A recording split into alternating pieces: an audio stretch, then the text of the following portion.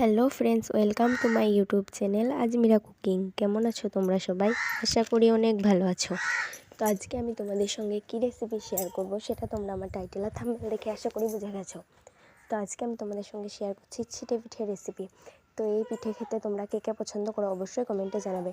তো প্রথমে এখানে আমি চালের আটা নিয়ে নিয়েছি। তো তার ওপর এখন আমি লবণ দিয়ে দিলাম, আর তারপরে দিয়ে দিচ্ছি পরিমাণ মতো পানিটা তোমরা একটু গরম করে নেবে, তাহলে দেখবে পিঠেগুলো খুব সুন্দর হবে। তো দেখো, এখন আমি হাতের সাহায্যে পিঠের জন্য ডোটা রেডি করে নেব। তো পিঠে করার জন্য ডোটা রেডি হয়ে গেছে, খুব পাতলা ডোটা করতে হবে। তো এখন আমি প্যানের মধ্যে একটা পরিমাণ মতো তেল দিয়ে পিঠেটা তৈরি করার জন্য দিয়ে দেব।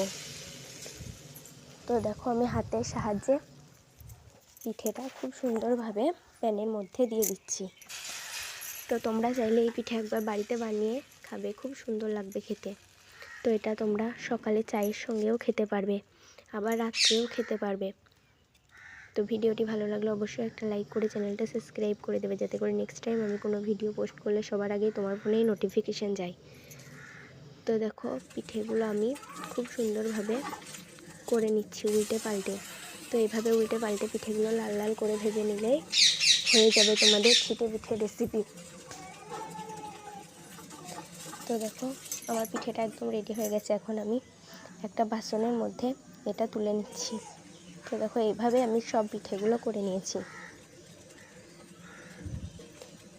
ভিডিওটি ভালো লাগলে অবশ্যই একটা লাইক করে কমেন্টে জানাবে কেমন হয়েছে পিঠেটি।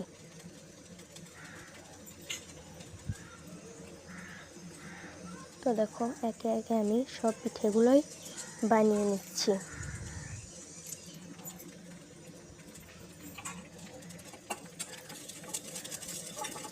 ভিডিওটি শেষ পর্যন্ত দেখার জন্য অসংখ্য ধন্যবাদ সবাইকে।